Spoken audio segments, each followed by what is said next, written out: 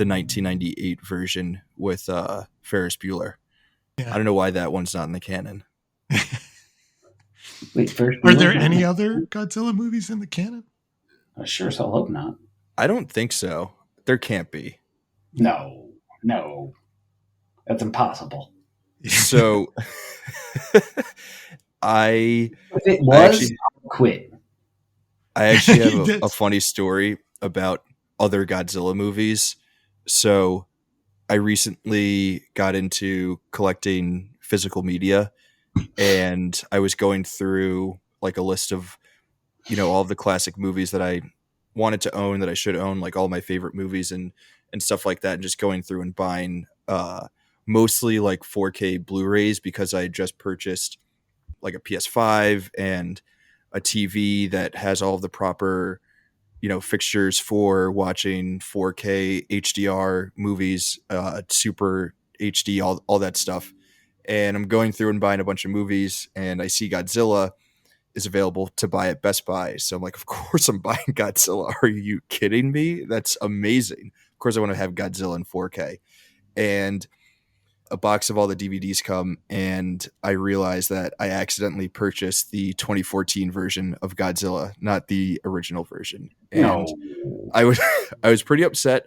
And then I rewatched it, and I was like, actually, this movie's kind of rad. So I screwed up. But what was that? I like the remakes. I like these new ones. This new MonsterVerse has been pretty good, actually.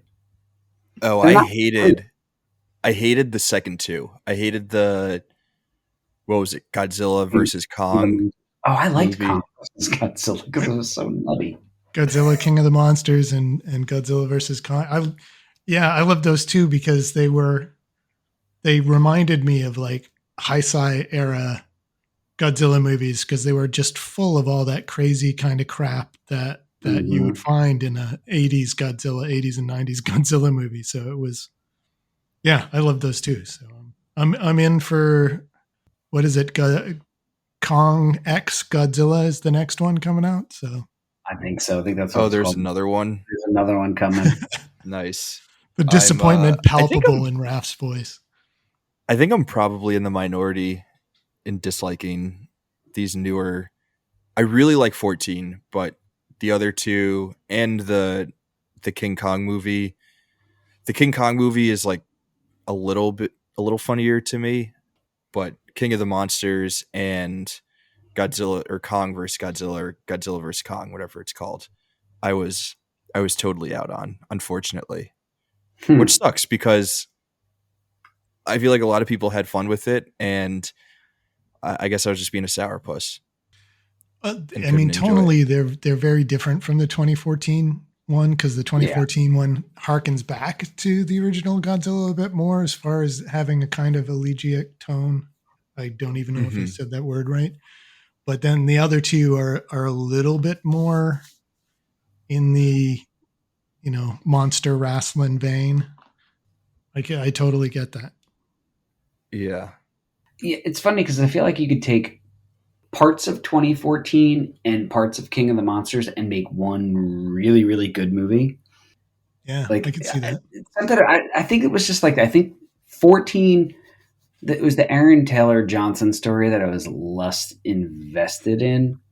But then at the same time, even with Millie Bobby Brown, I was less invested in hers in the second one, because the whole time I'm just like, your mom sucks.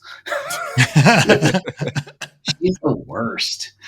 But I think with Kong versus Godzilla, I was just like, whatever, you guys are gonna go batshit here, so it's cool. Yeah. I don't know.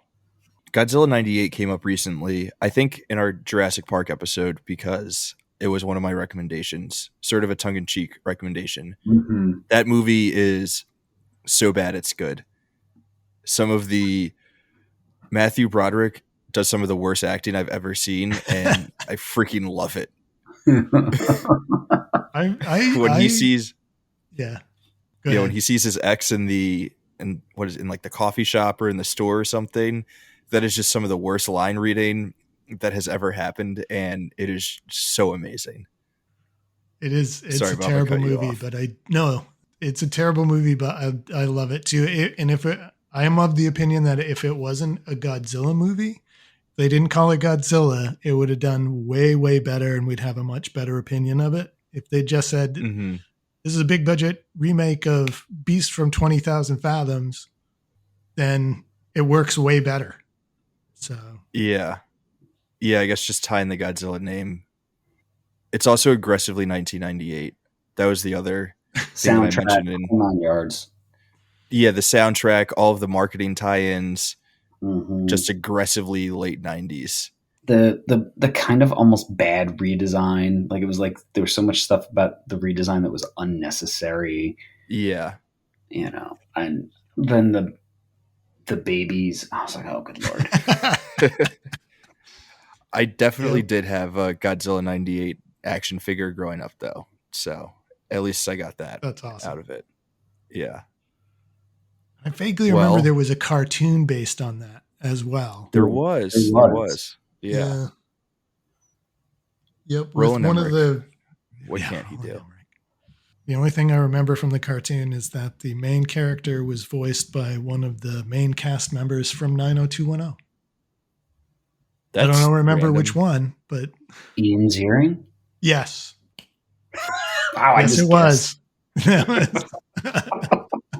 That's awesome. It's funny because I would have only remembered his name only because just recently my wife's been watching reruns on Pluto TV, and I keep walking in and I'm like, oh, I gotta leave the room now. It's so bad. Yeah. But so good. Man. So we are gathered here today to talk, of course, not about 2014 Godzilla or 1998 Godzilla or any of the what seems like thousands of sequels and spin-offs and whatnot from the 70s and 80s. We're here, gentlemen, today to talk about the OG original Godzilla, 1954. I'm blanking on the name of the director, unfortunately, but we will get back to it. But Bob is back 2 weeks in a row, and we've got the one and only Alvarez, who we haven't seen since the very first episode of the Canon. Gentlemen, welcome back. How are we doing? How's life?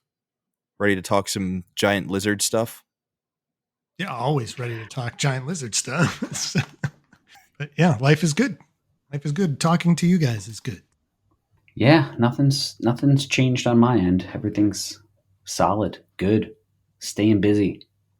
Had family in town for a wedding last week. It was a long week, but it's now a new week. Now we're here. Yes. So giant lizards it is. You know, there's nothing like decompressing after a long wedding week like talking about giant lizards. I think we can all agree on that. If I had my in-laws here and I was doing this podcast at the same time, just the hilarity that what are you talking about? Godzilla. What's a Godzilla? You know. I think this is a first for the Canon podcast. So, Bob, you did the write-up for Godzilla on the website, right? Yes. Yep. And I believe Alvarez and I both did the write-up, or we did some contributing little write-ups for your piece. So I think this is the first time that we have all three contributors to a written version of the Canon now doing a audio version of the Canon for the same movie. So that's pretty cool. That is pretty cool. I have to look now, but did you do a blurb for the birds? I did not. Okay. So I did not. RJ did. So this close. Yeah. So we were close. We were almost there, but this is exciting stuff. I think what's funny about that is that before we started recording, all three of us were all like, yeah, I'd feel very unprepared for this episode. So it's funny that we've all experienced talking about Godzilla in some way, shape, or form together before. But now that we're doing it into microphones, none of us feel like we are capable of of speaking about it in the best way possible. But that's totally fine. Even though we feel that way, you know, I think listener, you're still in good hands. You got two very smart guys. You also have me. So we'll get through it. We'll have a good conversation about Godzilla, and it'll be a great time. I did not write a blurb for Godzilla. It was true. Actually, it was monsoon again. It was monsoon. Oh man. Well, that changes everything. I commented somewhere on the site saying I had just watched it because I know Bob and I went back and forth about the roar, because that's why I kind of slapped that on for a second there. I was like, oh, let me find that YouTube clip, because it really is like, that is the best opening to a movie. I love that. That I can imagine. I mean, and I'm talking about over the last 50 years. That is just an outstanding opening. It's just that roar. That thump and the roar. It's great. Yeah. Mm-hmm. And I love that roar is basically the oh my God, my brain is not working today, but Akira Ikafuvi, who did the soundtrack, there we go, was like, kept hearing all of the versions of the roar that they were doing and hated it. So he basically just went and did it himself and created this iconic sound that they're still using in every Godzilla movie today. It's fantastic. Yeah, that's actually kind of cool. I didn't know he did it himself. Yeah. It's like when you say glove. Did it himself, do you know how he did it? I'm going to screw it up, but it's basically he used a leather glove and like a not a cello, but some heavy stringed instrument, and just kind of ran his hand down the strings until he got the right timbre that he wanted, and then messed around with the echo a little bit. And that's basically it. That's amazing. I mean, that roar is, if you're going most iconic sounds in movie history, like is the Godzilla roar, it's got to be right up there, right? Yeah. Oh, without a doubt. It's, yeah. I mean, I can think of a few other sounds from other movies that come close, but that's got to be number one. Yeah. It's so insanely singular, and like even people who have never seen Godzilla, they know exactly what that is when they hear it. I'm on a YouTube page with a 39-second clip of all the roars from the 1954 movie, right? So it's just funny to see people's comments underneath, like, at 9 seconds, it's my favorite. At 17 seconds, it's my favorite. 21 seconds. Everybody's got their favorite like version of the roar throughout the movie, and I'm like, this is hysterical. Yeah, because there's slight variations in there, sure, but like all in all, I mean, they're all pretty goddamn terrifying. It's hysterical. 13 and 18 seconds are my favorites. Like, this is just the funniest thing to roll through. How many times do you have to watch that video to know which one is your favorite? Yeah. I see a scene from High Fidelity where they're actually talking about Godzilla roars instead of, what the best records. Version of. Yeah. That's pretty funny. I think we might have to make that a clip. Yeah. Oh man. Yeah, that's the opening sound. Yeah. I don't know where to start with this movie. So I think while I was rewatching Godzilla for this episode, I was thinking about, like what our purpose is here at the Canon. We're talking about the most essential movies of all time. And that doesn't always mean that we just want to sit down and talk about the movie itself. And I think that this sort of logic applies to Godzilla. Like, we don't need to just sit here and talk about what makes the film Godzilla so great. This movie has influenced so much of the film industry over the last, 70 years, close to 80 years, or is it more? Is my mouth off? I think we just did. I think we just had the 65th anniversary like 3 or 4 years ago. So yeah, it's approaching the 70th. Yeah, reaching its 70th year in history, and for 50, 60 plus years that it's been around, its influence has been felt in like every corner of not only movies, but just media at large. So I think that we will have a lot to talk about in that regard while not necessarily needing to spend a lot of time with the movie itself. And I feel like that'll be interesting for us and for listeners because everyone is familiar with Godzilla, but not everyone has seen Godzilla necessarily. Like I think if you were to poll 100 modern, movie fans, the number of people who have actually seen Godzilla would be like frighteningly low. Yeah, no, I think you're right. And like Al told this story about watching Godzilla for the first time before we started recording, and I have my experience with seeing the original Godzilla is very very similar in that I had seen the King of the Monsters version with Raymond Burr like dozens of times. I think they ran it, like every Saturday on TBS in the 80s for whatever reason. And so I didn't even see the regular version until, I don't know, like late 1990s.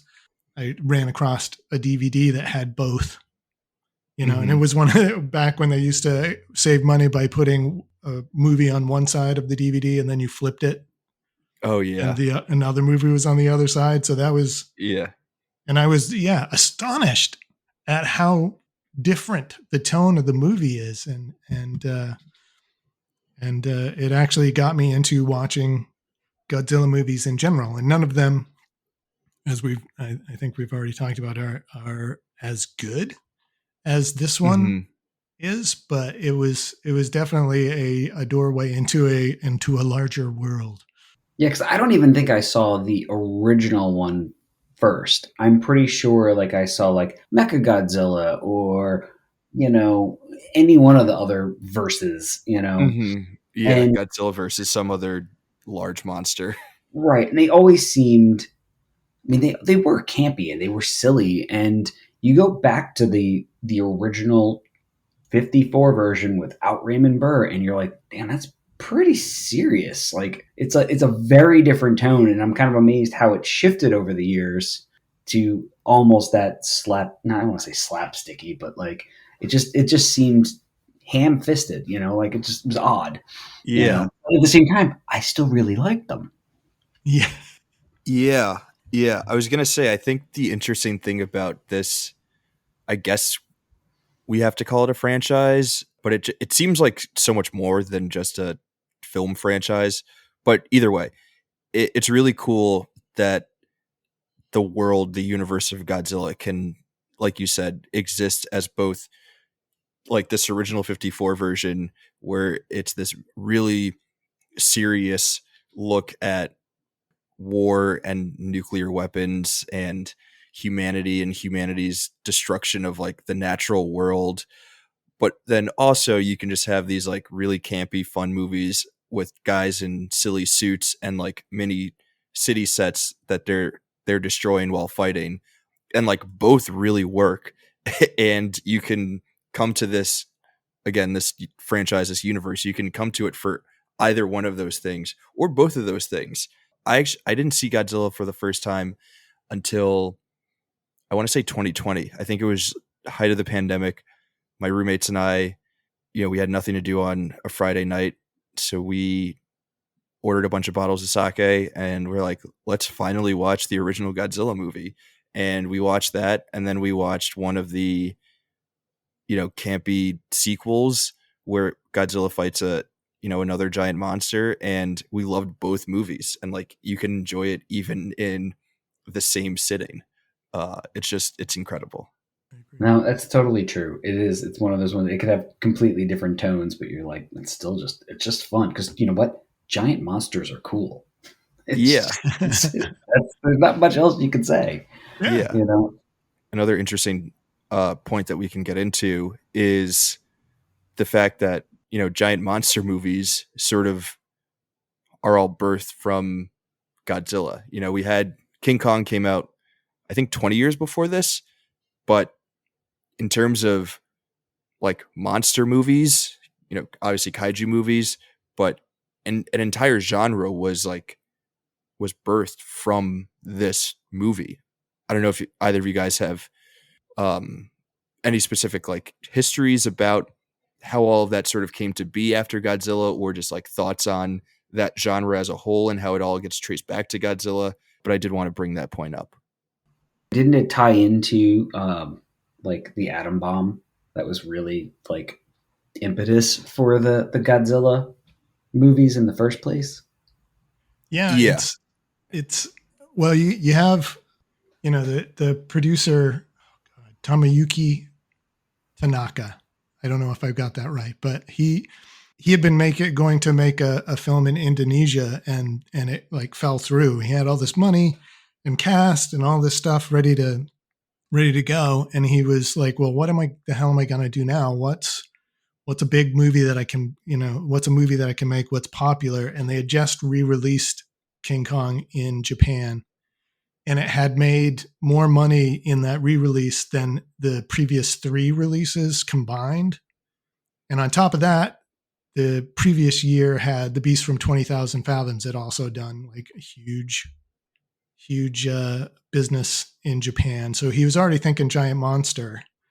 And then the newspaper on the airplane, this is the story anyway, the newspaper on the airplane on his way back from Indonesia had the story about Lucky Dragon number 5, which is the boat, Japanese fishing boat that was irradiated by the Castle Bravo explosion, which was the hydrogen bomb that went big, like was like 2.5 times the size that it was supposed to be. And they ended up sailing right through the fallout zone.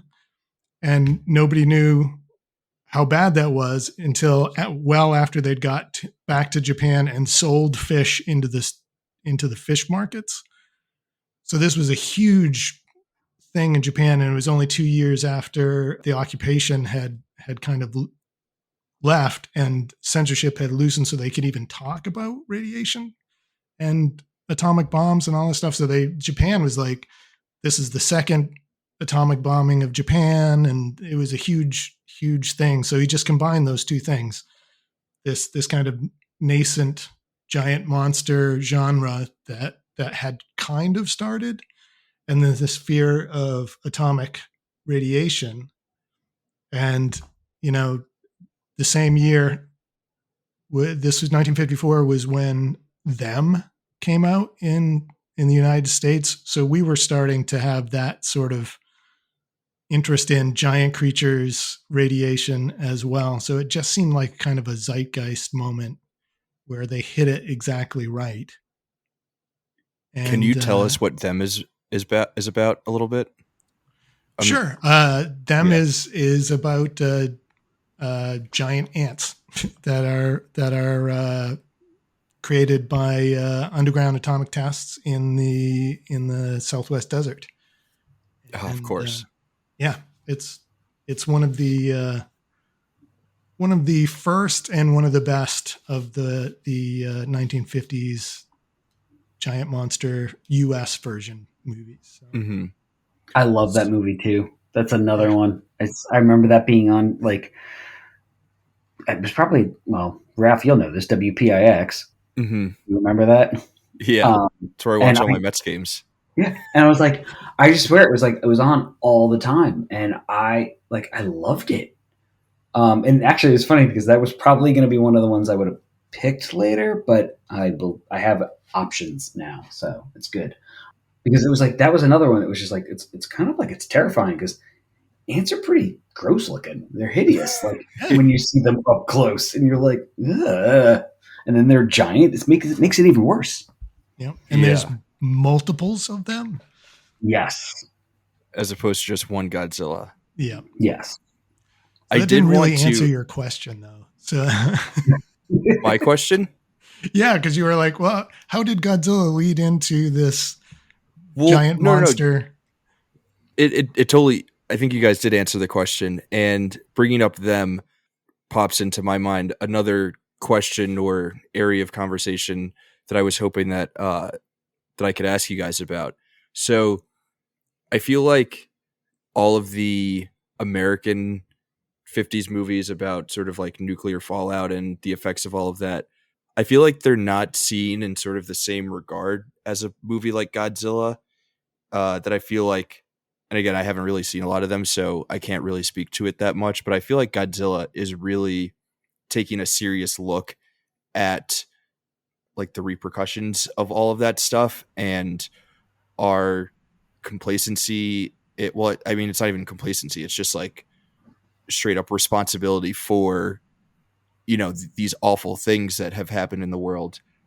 So I was wondering, as as folks who have actually seen movies like them and some of those other flicks, would you guys agree that like, am I making a fair assessment, or is that not totally correct in terms of like how movies were dealing with what we saw at the end of World War II? Bob, I'll kick it to you first. Okay. Yeah. So I think part of the issue is that there was a sort of repressed interest in stories about what had happened during World War II in Japan, because there had been the American occupation and there had been quite a bit of severe censorship over what you could say, what you could show.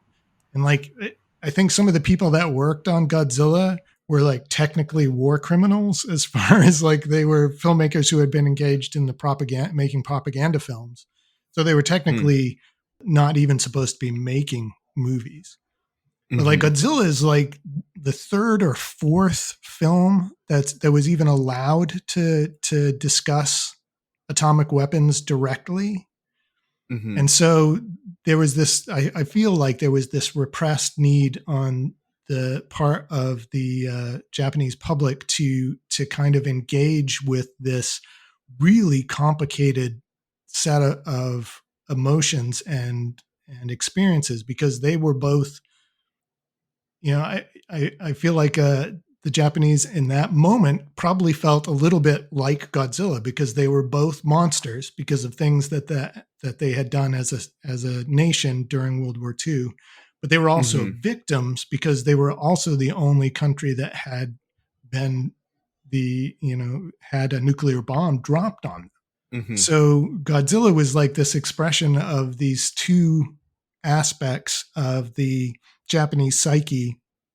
The people in the theater had just watched their entire, like Tokyo basically gets flattened by Godzilla, and then Godzilla gets killed, and people burst into tears in the movie theater because of the death of this enormous. So I feel like there was a lot of emotion involved in both the making of this film and the experiencing of this film. And then the United States version of it is, yes, we have some concerns about the atomic bomb, but we can't really criticize the military. So we're going to criticize scientists, but we're also just going to try and make some money. Because a lot of that stuff was really just, people like mutant movies. Let's go ahead and make people like giant ants. Let's do giant praying mantises. Yeah, that'll do it. So, we find a way to make light of everything. I think, Japan, you're right. They did. They went in with a very serious tone, a very serious thought about it all. And we turned around and made it a joke. Yeah. It just doesn't seem like, sorry, keep going. I was going to say, that's what we do.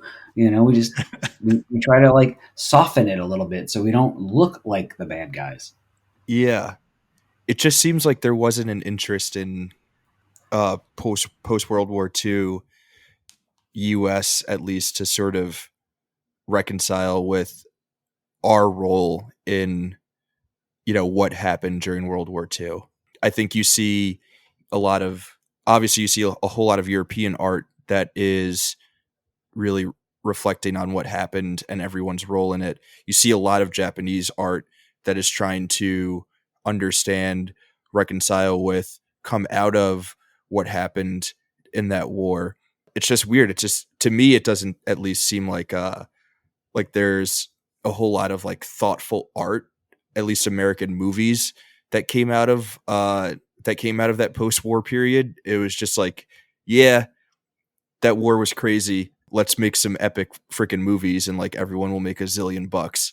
That might be a bit of an unfair assessment, but that's just sort of like a general feel that I get. And I think it's interesting, like in Japan, in the same year, you had Godzilla and Seven Samurai come out in the same year. And like those two movies are dealing with the fallout from the war in like Godzilla's doing it in a very obvious, overt way. And Seven Samurai is doing it in maybe a little bit more of a subtle way. But those are also two of like the greatest movies ever made. And this country that not even 10 years prior had, for the first and only time, nuclear weapons used against it, they end up producing two of the greatest pieces of art ever made. One in Godzilla that, again, like kind of birthed an entire subgenre of film, which is just insane to think. Yeah.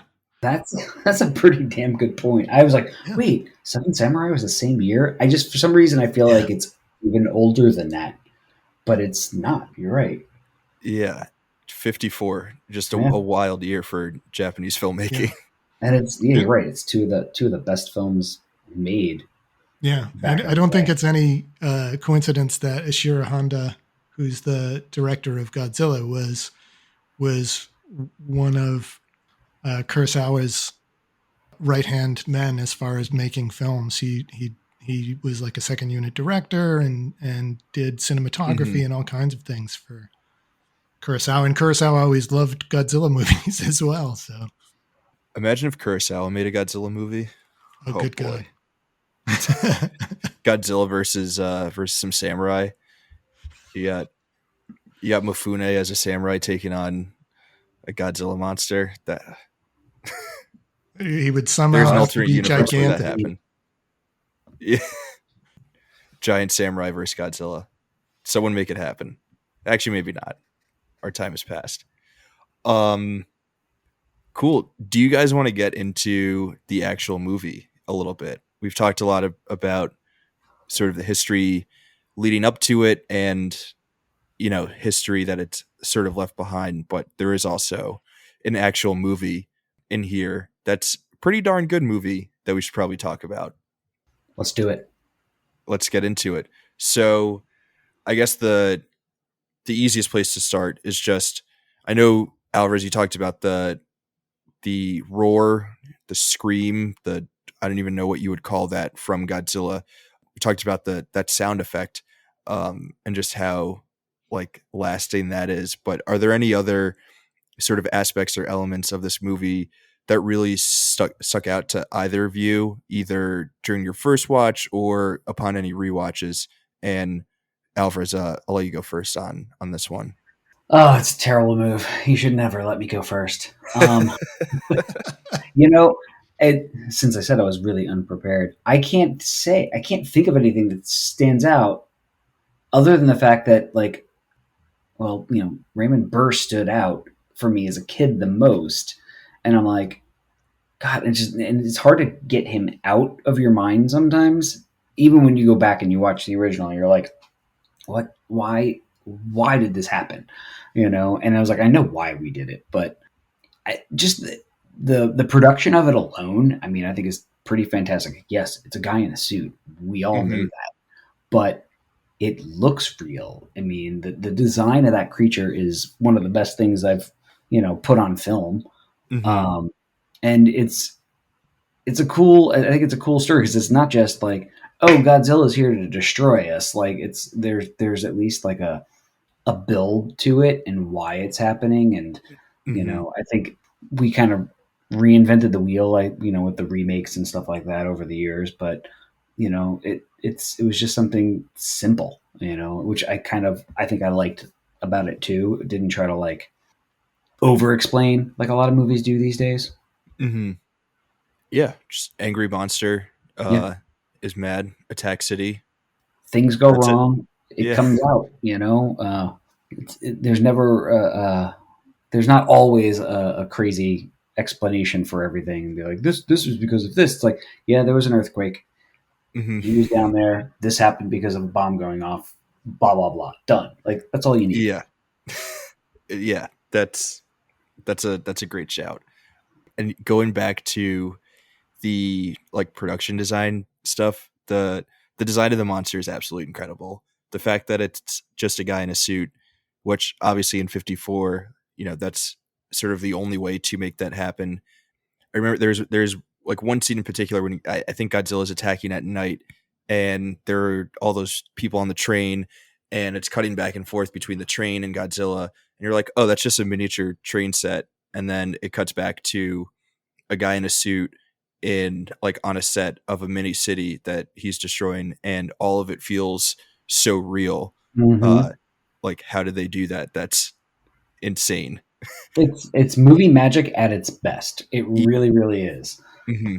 Yeah, and There's so many other movies that have come, after it that have done pretty good. Like they've made those adjustments, but then there's also a bunch of stuff that you're like, wow, that just looks crappy. It wasn't any like faux green screen or stop motion. Like it they just kind of played with aspect ratio, and it was awesome.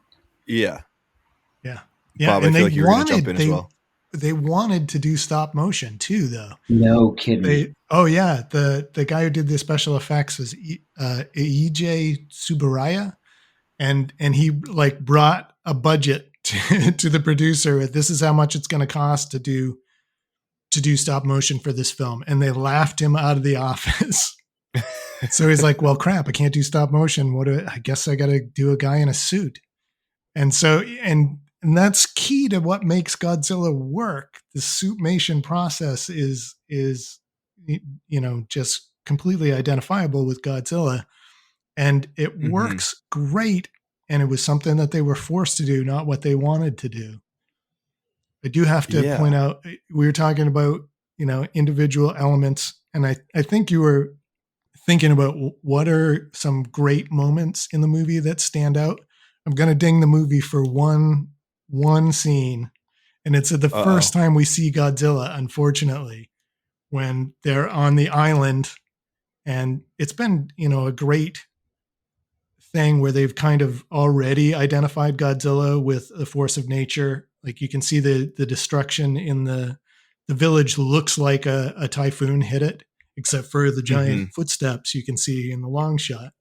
But then they hear the noise of the footsteps, and everybody's heading up the mountain to see what it is. And then the Godzilla head comes over, and they had like 3 different Godzilla heads, and one of them was a puppet. And it was the puppet head. And I do have to say, the first time I saw it, I laughed out loud because it's kind of goofy. Yeah. I kind of agree. Yes. It does look a little cross-eyed. I think it looks a little cross-eyed. Yeah. And I always thought if they just never showed it to us, like if they showed the reaction of the people, and then they showed the footsteps and the tail sweep after that they actually show after people get to the top, that would have been so much more effective than Muppet Godzilla. Yeah. Absolutely right. How scary can a monster be if you're like, it doesn't even know which way it's looking? But yeah, also that could have been a more effective way to tell the story to not show the face at that point, because it is still relatively early in the film, and I guess we hadn't. I mean, I don't want to give Jaws all the credit for doing this, but there is something to the effectiveness of not showing your monster right away. And I feel like I remember, Bob, the first time I watched the movie, that I was thinking, there's no way that they're going to show actual Godzilla at this point in the movie. Like, it's far too early for us to see it. But I think that's that might just be a more modern film watcher's sensibilities being at play in that moment. Yeah, I think you're right. And Lord knows how it was reacted to back then. It may have been, people may have screamed when it came over the hill, and it's just the jaded. Oh yeah, I'm sure. Yeah, yep. I'm sure that scared the crap out of people. I think something that this movie does that I feel like a lot of monster movies to follow also do is it's just like really effective to to shoot a lot of these scenes at night. Not only is nighttime scarier, but you can sort of hide a lot of the imperfections in like your design and your effects when you set those scenes at night. So like the miniature train set that I was talking about, it's easier to make that look a little bit more believable when you have more shadows and darkness surrounding it, as opposed to just like in the middle of the day, sun's out. Same with this with the actual Godzilla suit. Yeah, I agree. And that whole I think it's like 16 minutes, that final attack on Tokyo by Godzilla is all at night. It's all lit from below. There's fire everywhere and smoke everywhere, and yeah, it's so well done. Yeah, it makes it so much more menacing, you know. Because you're like you actually feel like you're down below looking up, and the only thing that's lighting this however many 100-foot creature is the fires and stuff that's starting because he's toppling, buildings and shit. And you're just like, oh my God, we're going to die. We're all going to die. How amazing is the effect of Godzilla's like spine lighting up before it does? Is it fire breath or is it something else that's happening there? It's supposed to be radiation. Like, Subaryu was, I think it was Subaryu, it might have been Honda, that was kind of obsessed with trying to get radiation visible on screen because, radiation is such an insidious and invisible killer. And everybody knew people who had been affected by it. And he's like, I need to be able to visualize it on screen. And this is an interesting metaphor that he's trying to put in there, that there's radiation is coming from this thing that was created by radiation. And what it ends up being is a spray can stuffed in a puppet's mouth. And they just shoot that. And it works. It works great. Yeah. That's amazing. It totally works. That bit with the scales is one of the few moments of actual animation that they do. Going back to the fact that they originally wanted to do stop motion for this, and the designer being left out of the room, it's kind of interesting because you don't get you do get a lot of Godzilla, but you still don't get all that much Godzilla. And I don't know if that is more of a narrative choice or more so a necessity based on how they were filming all of those Godzilla scenes. But I was just curious as to what you guys thought about how much actual Godzilla there is in this movie. I mean, I'm sure it was definitely out of necessity, and I don't think it needs more. I'm in that camp. I mean, Jaws. You said it before. It's like the less you show it, the scarier it is. So, all you need to see is a couple of cool shots of the radiation, Godzilla doing a scream, and most of the time it's his feet, and you're like, yeah, I'm terrified. If you do any more than that, I mean, even the 2014 people complained that there wasn't enough Godzilla, and because he was in it, 10 minutes tops. Yeah. And it doesn't need it. I don't think it needed it, because that you're going to get more of them in these other movies. It's like, let it build into something and let it be, because it's like, let them get their feet wet, figure out how they're going to do it as minimally as possible, and then they go, okay, now we can do this and this next time around. And 37 monster movies later, you have all the Godzilla you want. Yeah. And I think there's like you said, there's a technical aspect to it, in that these suits, especially the early Godzilla suits, were so freaking heavy. They actually went out of their way to hire people that were known for their strength. Like the guy who was primarily in it, Haruo Nakajima, I think his name was, famously passed out after 10 minutes in the first suit. And they ended up taking that suit, cutting it in half. And so the top half is all the shots of Godzilla in the water. And the bottom half is all the shots of Godzilla stomping on things. And then they built a much lighter suit that he could actually be in for more than 10 minutes at a time. And he would still end up with blisters I think one of the things was that at the end of every day, they would pour like a quart of his own sweat out of the suit. Oh my God. Because they had to shoot him. And I'm sorry, I'm over specifying on technical details, but they had to shoot. No, this is exactly Godzilla. What we want. They had to shoot all the Godzilla scenes at a higher rate of speed because otherwise he looks too fast. He doesn't look like a big lumbering monster. So in order to shoot at a higher speed, you have to have, so they shot at twice the speed. You have to have the cameras at twice the intensity. Mm-hmm. So it was just boiling hot on those sound stages. So yeah, they had to keep those things to a minimum. And in the end, it works so well because you have that big scene, the big scene where he destroys Tokyo, and it's kind of exciting. It's very exciting and distressing, but it's nowhere near as distressing as the moments that come immediately after that when you go into the buildings where the victims are, and there are kids with radiation burns, and that's a gut punch that hits you in a deeper place than all of the big tail smashing buildings. Yeah. The big tail smashing buildings is fun though.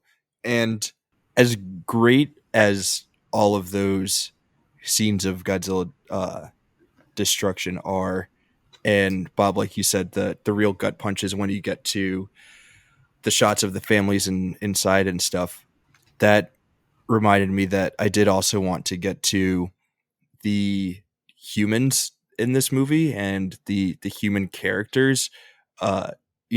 This movie is about Godzilla, and Godzilla is the name, I won't say protagonist, but the name on the marquee, right? But sort of in the same vein as Godzilla like not being in this movie that much and Godzilla not needing to be in this movie anymore. One of the reasons that we're able to do that is because the actual characters are so great. They are so interesting. They are so well acted. So I figured we should take a couple of minutes to talk about them.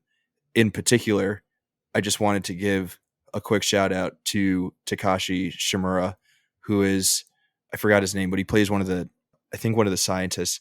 And if you don't know who I'm talking about, he is the dude who was in like, just think of any great Japanese movie that you have seen from like the late 40s to like the late 60s. He's probably in it.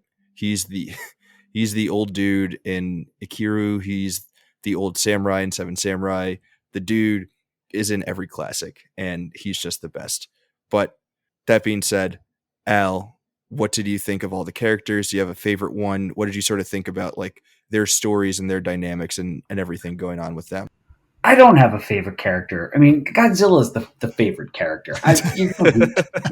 The humans, they're there. I mean, I don't think any of them are bad, right? Mm-hmm.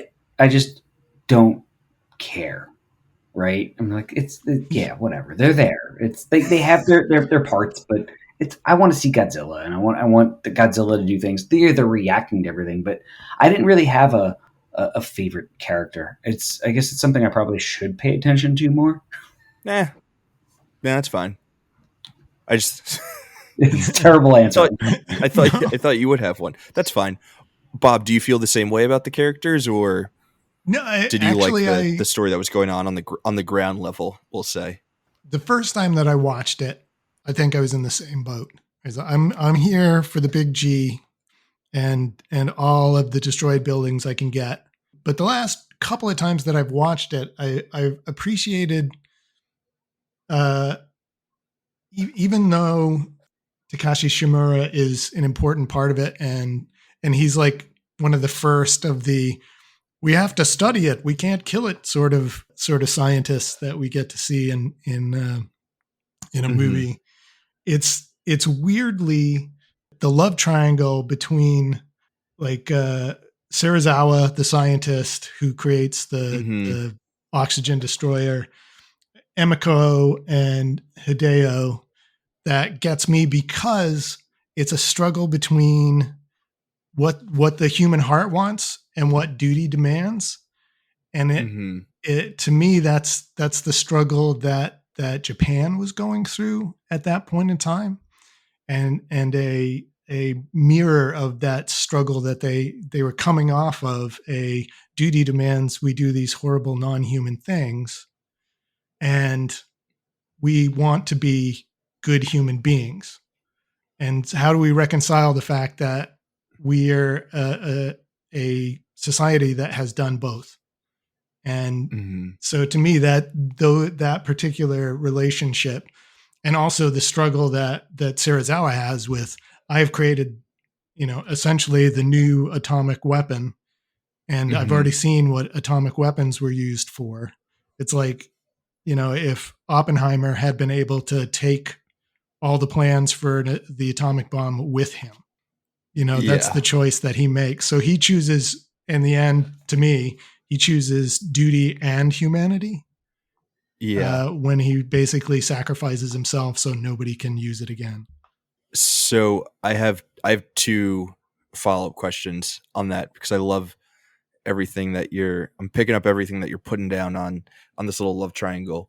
Can we also say that it is a bit of a struggle between science and military with the Ogata character and Serizawa, in terms of like Emiko is sort of stuck between the two of them and not sure which way to go, and it kind of goes back to like, should we be mad at the military for making us make these things in the purpose of bloodshed, or should we be mad at the scientists who actually use their brains to create this sort of thing? Right. Yeah. And it's interesting because, of course, by this point in time, the military in Japan has been relegated to the National Defense Forces. They can't do any aggressive acts at all. And in fact, portrayal of them, like by this point, the portraying them in war movies means that you have to show the losing side of a war. Your main characters are the losers. And then if you do future ones, you can't do aggressive stuff. So they can't be like the winners in that sort of angle either. So this was like a movie that they were like, oh, thank God we can actually show the military in a relatively positive light, because they're the ones that are taking on Godzilla. They're the ones that are trying to, set up the ring of tanks. And so they were actually able to use them in a positive way. I think the sub theme to this is very similar to Shin Godzilla, although Shin Godzilla went way, way into it. Is about the leaders are the ones that got us into this. So I think it might be less military and more bureaucracy that's the bad guy in that. Yeah, in that sense, 100%. Sneak peek, but that might be one of my recommendations later. So the other point that you brought up that I wanted to circle back on, and this sort of circles back to something we were talking about earlier, but I think it really hits the point home. The Serizawa character who creates the oxygen destroyer, and then, after he eliminates Godzilla, he essentially sacrifices himself because he's so ashamed of what he did and his role in all of it. And I still think that the fact that a Japanese movie at this point in time is showing so much more remorse than anything I've seen out of American movies in regards to the subject, when the Americans were the actual ones to use the bombs, right? And there's like nothing that shows like a national remorse for what happened. It's just like, yeah, whatever, we did that. Now we're going to go test more bombs because maybe the Russians will also make some. And it's just like this really weird sort of look at like two different societies and how their art reflects like where the the society at large, like where their hearts and minds are. And I think to me that remains more so than monster movies and the history of all of that. I think that to me remains the most interesting part of Godzilla and its lasting legacy. That's a pretty good point too. It's like, they know how to honor their honor, and we know how to go America. Yeah. Yeah. It's like it's not until the year 2023 that we're finally getting a movie that is maybe about some remorse for the atomic bomb in Oppenheimer, and it's being made by a Brit. But this is the first time that the US is, at least like American, like Hollywood cinema is sort of like, yeah, maybe it's something that worthwhile for us to talk about. Maybe we fucked up. Yeah. But we'll just blame this one guy. We won't even say that all of us fucked up. We're just going to put all the blame on this one dude. Maybe. Also, and those 1950s monster movies were all pretty much like the military had won us World War II against actual evil. So we can't criticize them. So, but we got to criticize somebody. And hey, that guy in the lab suit, that egghead looks like he's shifty. He's want to do all kinds of crazy stuff with that nuclear thing. Let's ring up those nerds. Yep. Those nerds in the lab coats.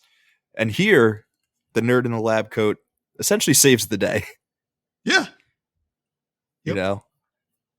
It's absolutely wild. Another thing that I thought was pretty interesting, this is totally unrelated, just a complete aside, but while we're talking about Serizawa and that end scene, I don't know if this is true, but while I was rewatching, I was thinking to myself, and I was wondering, is this maybe one of the earliest instances of like underwater photography? I don't know if you guys know, but it seems to me like it would have to be. When was Creature from the Black Lagoon? Yeah, that's what year was that? That's 55, is it? So no, so it's okay. Well, now I got to look it up. So. Yeah, it was the same year. Same year? Yeah, same year. 1954. Oh. So there must have been some sort of new technology that was out, because like that's insane. That in the 50s they found a way to shoot images underwater. Yeah. Like now, it seems like a whatever thing. Like you can take your phone underwater and shoot something there, but like these are like giant cameras with film that they with like actual film reels that they had to somehow find a way to make sure that it wasn't getting ruined in the water, and taking it down, watching these guys like in their scuba suits try to kill Godzilla. It's bonkers. And I was like, oh, do they have underwater sequences in The Beast from 20,000 Fathoms? And I'm like, no, that's still like the bathysphere is just basically on a set with smoke, and that's their underwater scene. So yeah, you may have something there.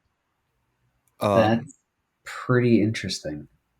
Yeah, just like it's not like this movie is one of a kind in any other ways. It also needs to be one of the first movies to feature underwater photography. Like it wasn't enough to completely revolutionize film in every other sense. It also had to take that. Yeah, I think you're onto something here, because they're saying that the first full-length underwater documentary was also released in 1954. So there must have been some kind of like breakthrough in the technology. Yeah. It says, I'm reading that the first commercial use of underwater film in a silent adaptation of Jules Verne's 20,000 Leagues Under the Sea in 1916. But that may not have been a full length. Right.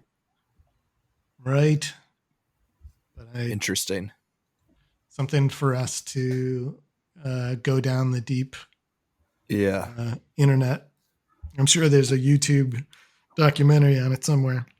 Yeah. Of course. Well, we'll ask James Cameron. He has to know. There you go. He's got to know something. One other thing that I have in my notes that we should definitely talk about. Sure. Another thing that this movie has so much else that it's doing, but also the freaking score is phenomenal. Outstanding. It's a fantastic score. Agreed. Yeah. And it's not something you think about because it's not, I mean, there's so many other things that you know from Godzilla. It's not like Rocky, where the theme music is like so much of that film's identity is tied up in that. You know, with this movie, the identity is tied up in the screech, the actual monster design, all of that stuff that you don't even think about how great the score is until you're actually rewatching it. Yeah, and the fact that they continue to reuse bits of it in almost every Godzilla movie, American or Japanese, is indicative of just how iconic that score is. And I guess Ifukube considered it his greatest score ever. So he made a lot of film scores after that, but Mm-hmm. that's the one that he always went back to as far as his favorite. So. Yeah, it's absolutely incredible. So Godzilla, what else do you guys have? Anything else that I may have missed that you guys wanted to talk through? Let's see. No, Looking at your notes. We've covered a lot of stuff. I mean, but I mean, it's one of those things where it's like it's just a classic. It's timeless. Like you can watch it now and you still get sucked into it. Yeah. Even though I'm not all, like didn't even with the new movies, I don't care about the human characters. I'm like, and I know Godzilla's only going to be in it for 6 minutes, but it's still like I just want that. Yeah. But you can watch that movie at any time and just be like, damn, because it's an epic film in movie history. Yeah. Mm-hmm. Yeah. Absolutely. The only thing I wanted to, well, I guess I got a couple of things, but the one big thing is a lot of people kind of put down the Americanized version, the King of the Monsters version. Mm-hmm. But I really enjoy that movie, and it really streamlines the plot a little bit. Yeah, mm-hmm. It's an American version, so they cut out all of the stuff about the atomic bomb and the Americans that's at the beginning. And it's all through the lens of an American who's kind of watching this stuff all unfold. But back then, if you wanted a movie to die in the theaters, you put it out subtitled. If you wanted movie to make money, then you actually took the time and effort to have it dubbed and to re-edit it in a way that would work better for American audiences. So mm-hmm. Despite the fact that over time we've kind of gotten to the point where, dubbing is the cheap way of handling a foreign film and subtitles mm-hmm. are the appropriate way. Back at this time, that was actually a sign of belief in how well the movie could do, that they actually took the time and effort to do that. And the big issue is that it did so well in America that they released King of the Monsters in Japan, and did it with subtitles. And because they'd hacked the movie up quite a bit, but they never replaced the Japanese, it makes no sense if you're watching the movie in Japanese. Everything's all out of order. You don't know what people are saying or what they're referring to. So that's funny. I always thought that was pretty funny. Yeah. It's funny you said that, like being like, oh yeah, we're going to intercut it from the lens of, this American guy. And I'm like, I feel like it's the original version of like, Fast and Furious where they retcon stuff and you're like, hey, guess what? Han's not dead. You're like, and you see these scenes that happened. You're like, did that really happen? Okay. You're just showing it from this different angle. And I'm like, it'd be kind of funny to like intermix both movies together and make one long one. Yep. That would be. I got to admit, I've never seen this American version, but I might watch it when we're done recording here.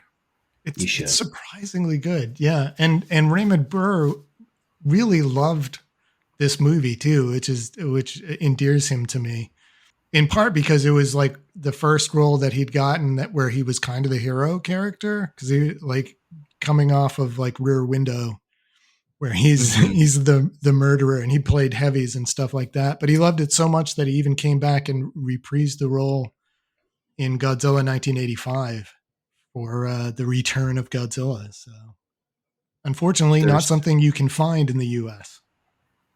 Oh, no kidding. Really? Yeah, they released a Blu-ray of the original Japanese version of Godzilla 1985, but you can't get the version with Raymond Burr in it anymore. So, Huh. Interesting. oh, and one other minor yeah. thing, and sadly it's not as cool as it would have been had it worked out. But earlier this year, I got contacted by a guy who's doing the cover design for the University of Minnesota Press release of the original novelizations of Godzilla and Godzilla Raids Again, which were done by the original screenplay writer, which I have written down here somewhere, but I can't find it. Oh, Shigeru Koyama. So this is the first time that they're going to be available in the United States. They were thought lost, and they're the first translation. So anyway, the designer contacted me in February, had seen the illustration that I'd done for Monster Sketch Monday on Screen Age, and was like, would you be open to me using this as part of the cover for this? Nice. I'm looking at that image right now. And I was like, yes, please. Absolutely. But I just heard from him recently that they decided to go with a more painterly look for the cover. So their loss. It doesn't work out. But I'm still going to pick up that book because I want to read that stuff. So yeah. It's insane how, like, I feel like this movie more than any other movie has fully created like a full ecosystem of media and like offshoots and stuff. Oh my God. That just no other single movie can touch in terms of just the sheer number of related and then, you know, sort of not directly tied in, but just other sort of outshoots of projects that come from this. Absolutely stunning. Yeah, absolutely. I mean, do I have a action figure of Godzilla to my left wearing a gold chain from, I think, probably a Mr. T doll? Yes, I do. Is Godzilla Japan's number one export? Like more than Toyota's?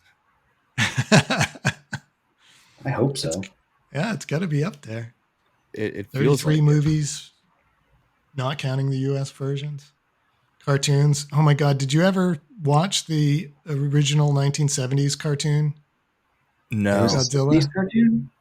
What's that? I don't remember there being a 70s cartoon. Oh yeah. Oh, there was absolutely, and it had the most excruciating but catchy theme song, which I'm not gonna look it up on YouTube because it's super catchy, and very 1970s cartoons. Oh, you know what? This looks familiar. I'll have to see if I can find the score, the opening song somewhere. That's funny. Yeah, if I find it on YouTube, I'll post it. Yeah, that's funny. The other thing that I will say regarding The Lasting Legacy is, as much as it has sucked the whole transition from HBO Max to just Max, how infuriating the whole thing has been, they still have kept a lot of the TCM Turner Classic Movies content that they had, which is it's essentially just Criterion Channel Light.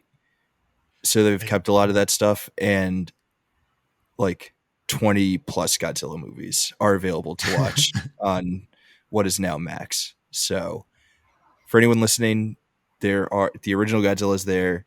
You can then watch tons of the sequels. You can watch some of the American versions.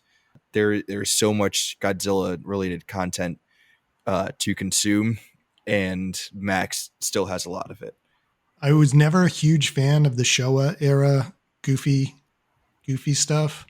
Mm-hmm. So I didn't end up picking up the Criterion big collection of all the Showa era films. Yeah, that's what I should have picked up instead of accidentally buying Godzilla 2014. Well, now you still have that to look forward to now. Yeah.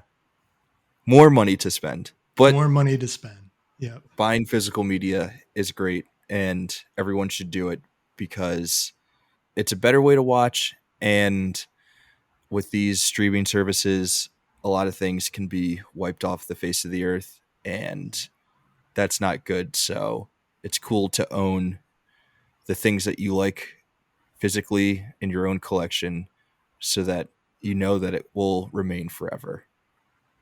I agree. I have all of the high sci and millennial era Godzilla films downstairs. I love it.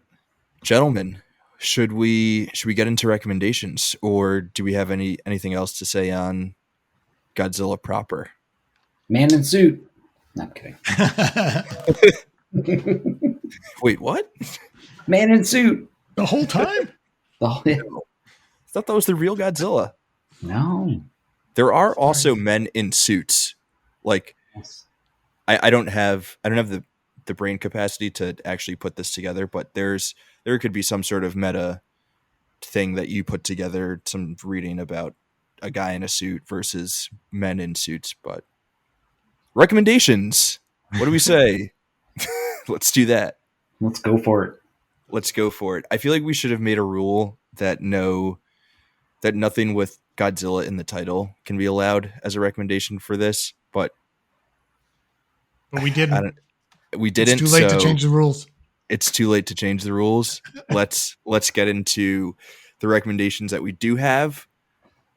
Does anyone want to start? Anyone want to volunteer to go first? You should start first. You always have everybody else start first. Oh, wow. Bob, flipping the tables on me. There you go. Nice. Okay, let's do it. Why not? I'll go first. I will, with my first, I'm going to go with a very obvious choice for my first recommendation.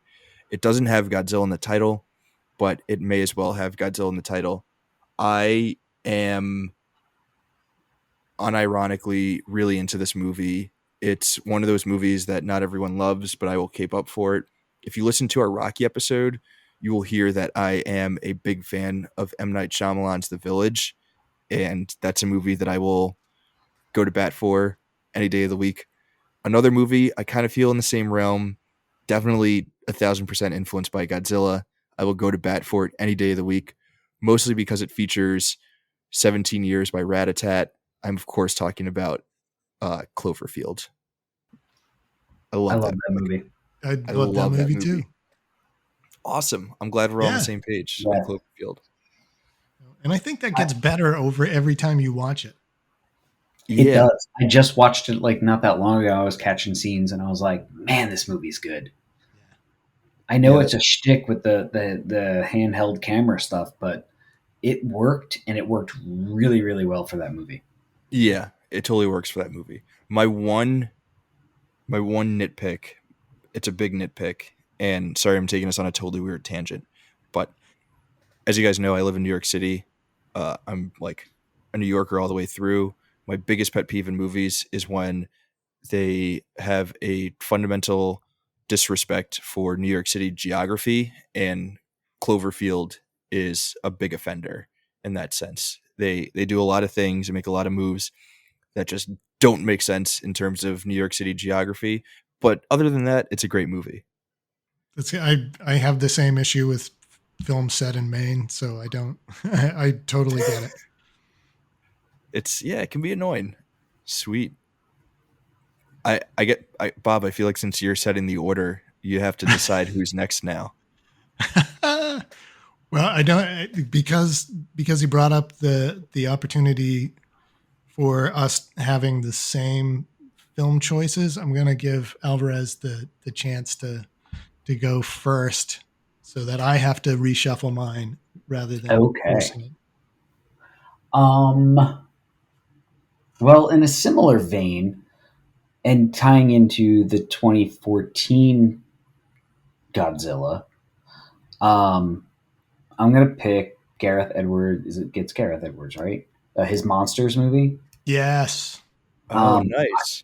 I thought that was, again, another like nice low budget film. One that I actually did get into the characters, throughout the film, and the monsters are at a minimal, but just equally as terrifying. I just thought I was like, I could see why they gave him Godzilla to remake. 100% after watching that movie. Yeah. Oh yeah. And another one, I think that it gets better as you watch it multiple times too. I've never seen it. Should I check it out? You should definitely check it out. All right. I'll add it It's amazing that he wrote that, directed it, and did all the special effects for it. Yeah. Oh, wow. It looks so much better than that would suggest. Yeah. I mean, like, if you've seen, what was it, District 9 in that same vein where it's like low budget, like minimal special effects, but it looks better than it should, this is one of those films. Yeah. Okay. I literally just added it to my list, so I'm pumped. Nice. That's cool. That's a good pick. Bob, the new king of recommendations. You're up. Let's not do that.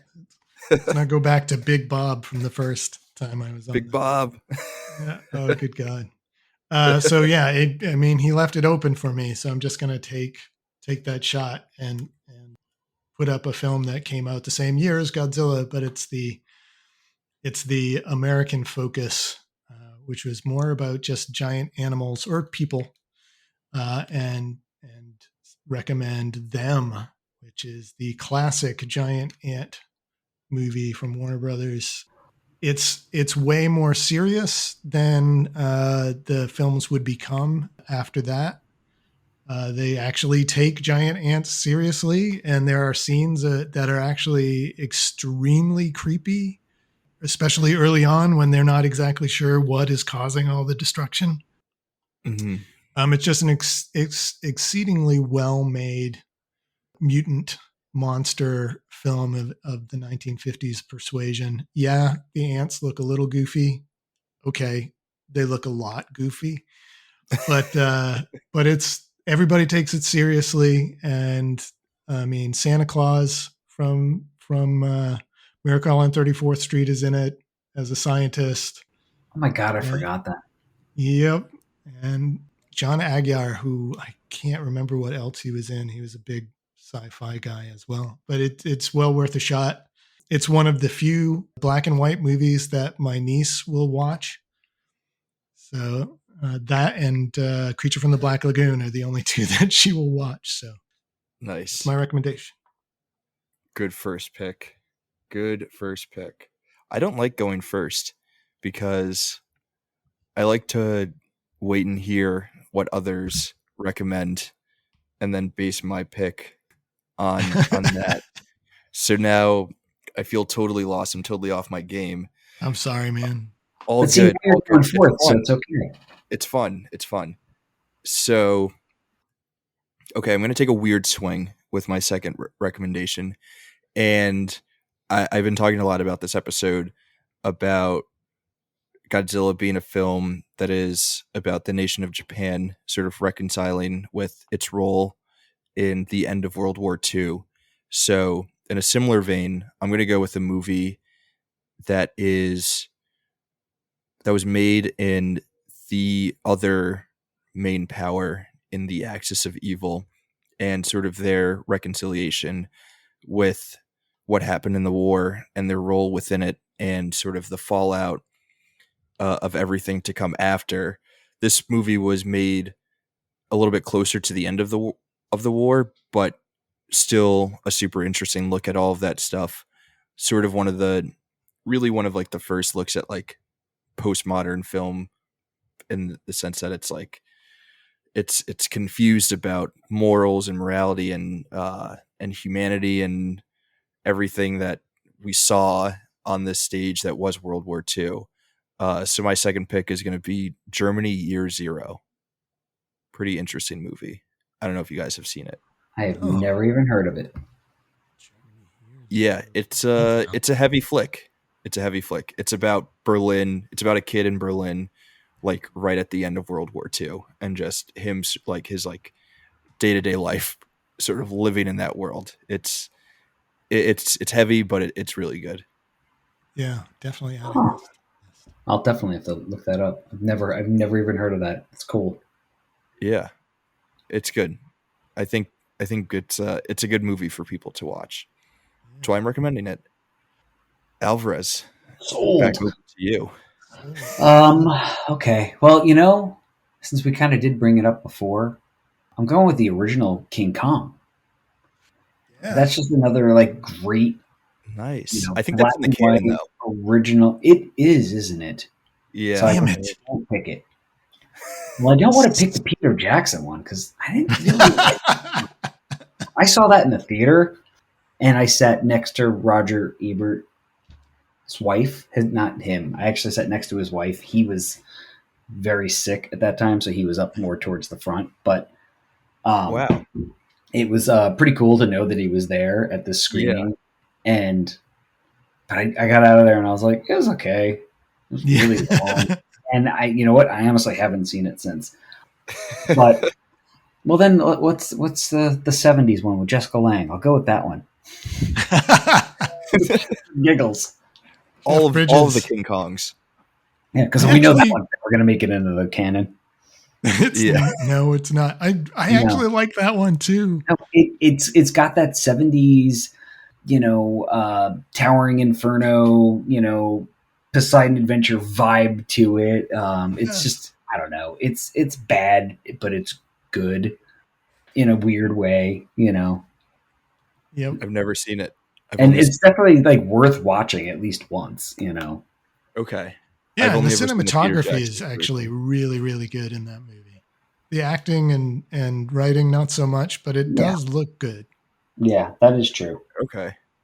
And they take some liberties and make some tweaks because instead of it being the Chrysler Building, is he on top of is it the Trade Center? Yeah, it's the World Trade Center. Yeah, it is. So that's also a little weird to watch from being from New York, but yeah. Hey, that's movies. There's no way they could have known when they were making that. No, that is true. Oh, yeah. Good pick. Yeah. Nice. I'm surprised you didn't also just throw in the Rock's not. I always want to say that the Rock is in the new version of King Kong, but that's just because he has that other movie about it. Rampage. Yeah. Yeah. Oh my God. That's another one of those dollar movies that I bought at Goodwill that's downstairs I haven't seen yet. It's not very good, but it's still better than like Skyscraper. Actually, I don't know about that. Actually, Skyscraper might have been better. I don't know. Is it better than another Wolf Cop? No. Movie? What was that, Raph? I was wondering who's in it. Is Sam Jackson in it? John C. Reilly's in it, right? Yeah, in the new Kong Skull Island. One. Yeah. Which I guess is kind of cool because it's not doing like the same King Kong story, but it also would have been cool if they did that and like also made a good movie. That's another movie that has really good cinematography, though. It's true. I actually really liked the King Kong, the new one, because I thought it was cool that it was in the 70s and had that little bit of a twist to it. I don't know. I thought it was an interesting take on it. Maybe I need to rewatch it. Maybe I should rewatch. At worst, you get to see a giant gorilla go crazy. Yeah. So, I mean, that's always a good time. It's always a plus. And John Goodman's in it. I'll give it another try. Bob, what's your second pick? Okay, so I'm not straying too far from Godzilla in this. I was never a big fan of this character when the original iterations of this character, because as goofy as Godzilla could be, this character was even goofier to me. An extremely goofy movie. Is that your second pick? Oh my God. How can I make that fit now? No.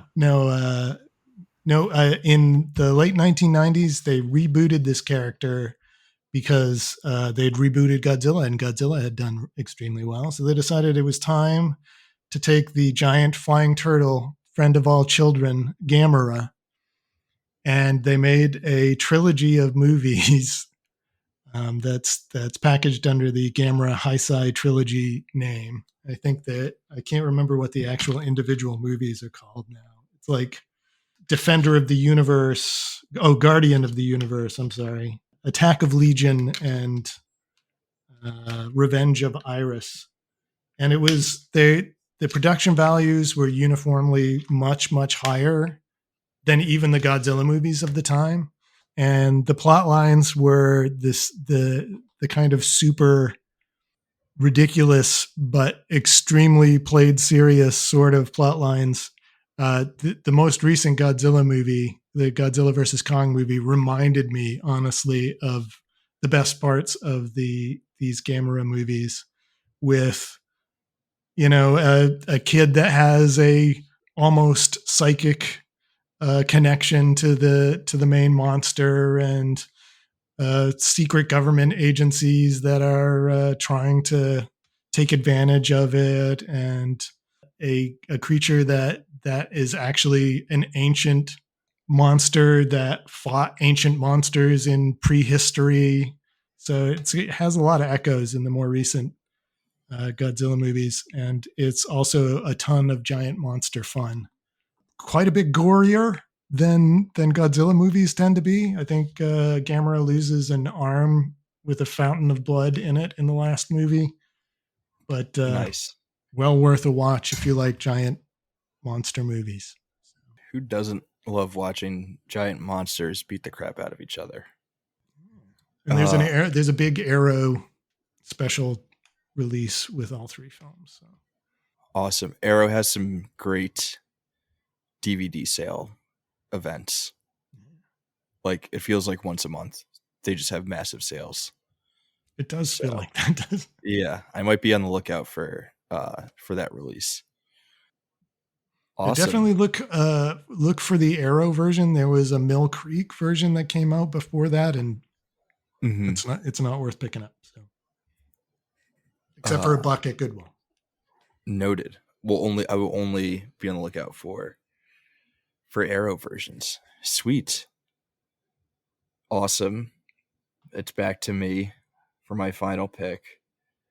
You guys, this is so hard. I don't know what to do. So I mentioned before that I was maybe going to have Shin Godzilla be one of my recommendations.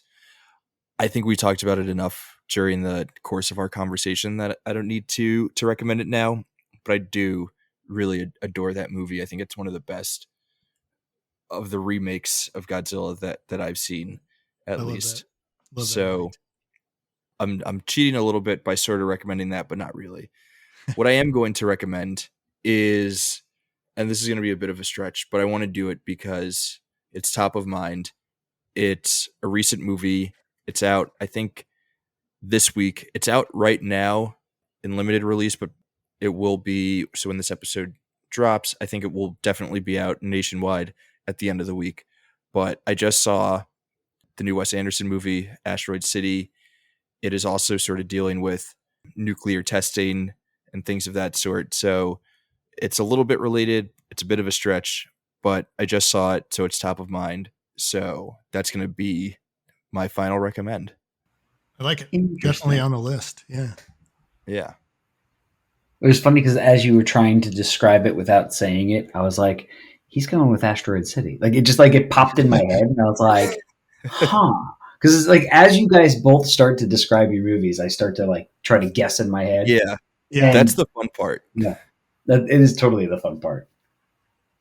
That's great. That segues into my last pick, being when Bob started talking about a movie that was rebooted in the same time as they did the American 98 Godzilla. I was thinking he was going with Mighty Joe Young, because it came out in 1998 as well. And I never saw that version, but I do like the 1949 version. I liked that movie growing up as a kid. Again, the same thing. It was probably on WPIX. I watched it. It was like I watched everything that was black and white on that channel back in the day on like Sundays. It was the best. That's awesome. It's a little bit more wholesome. It's the same creative team or production team as King Kong 33. So, they just kind of try to tell a different giant monkey story, but it's not as giant monkey. It's more Nice. realistic size. But it's a good movie. I liked it as a kid. It's one I haven't seen in a really long time, but it's one that I'm like, ooh, I should rewatch that. Yeah. I had the same feeling. I was like, oh, when was the last time I saw that? Mm-hmm. Probably like 10 years ago, 15 years ago. Gotta be like 25 for me. Yeah. It's never for me. So I'm adding it to my list. Yeah. I love that we do this, and every time I feel like Raph's like, I never saw that. And I'm like, we got to get him watching all these movies. I know there are too many movies. There's so little time. We're gonna be. This is our second to last episode of the Canon for season 1. So during the hiatus between seasons, I think I will have a lot more time to catch up on a lot of the movies that are being recommended during these segments. So I've got them all written down. Got them all down. Got to find the time to watch them now. Good man. I love it. Bob. Yeah, take us home. I don't like going last, so that's the last time I'll ever bring that up again. So I'm gonna go. Yeah, I always love this. I always love making the lists of things I haven't seen as well, or haven't seen in enough recently enough. So Mighty Joe. Yeah. But I'm gonna go off the reservation and choose something that's not a movie. And nice. It's actually the only thing on my list that's actually Godzilla related at the same time. IDW is a comic book company that has a ton of licenses for various properties, including like G.I. Joe and Transformers and X-Files and stuff like that. They also have, for quite a while now, had the Godzilla license. And they got this guy named James Stokoe. Stokoe. He wrote and drew an entire series called Godzilla: The Half-Century War. And it's basically takes a character, a Lieutenant Oda Murakami, and follows him from the very first Godzilla movie as a member of the National Defense Forces, from the very first Godzilla movie to the last Godzilla movie of the Showa era, which I think was like Godzilla against Mechagodzilla, maybe. Anyway, and it's for somebody who's a Godzilla fan who has seen all these movies, it's a real treat to watch them from the point of view of just an ordinary guy who keeps finding himself in the path of these monsters of giant monsters of destruction. And it really, he does a good job with the art. It's got a definite manga feel to it, although he's not Japanese, I don't believe. And the angles of the story relating to the actual films are quite fun and interesting if you're a fan. So, well worth checking if you like comics or Godzilla. Yeah, or both. That sounds awesome. Very rad. Very, very, very rad. All right, we'll do one last spin through of all of our recommendations, same order. So I will kick us off, and I will try to remember everything that I recommended. So for my list, I've got 3 movies. I'm going with Cloverfield. I'm going with Germany Year Zero, and I'm going with Wes Anderson's Asteroid City. Alvarez. I think you're on mute if you're talking. Oh, I was on mute. Look at me. I was trying to be good because I was typing. My 3 picks were the 2010 film Monsters. Well, I ended up going with the 1976 version of King Kong because I can't do anything off the Canon. And then the 1949 Mighty Joe Young.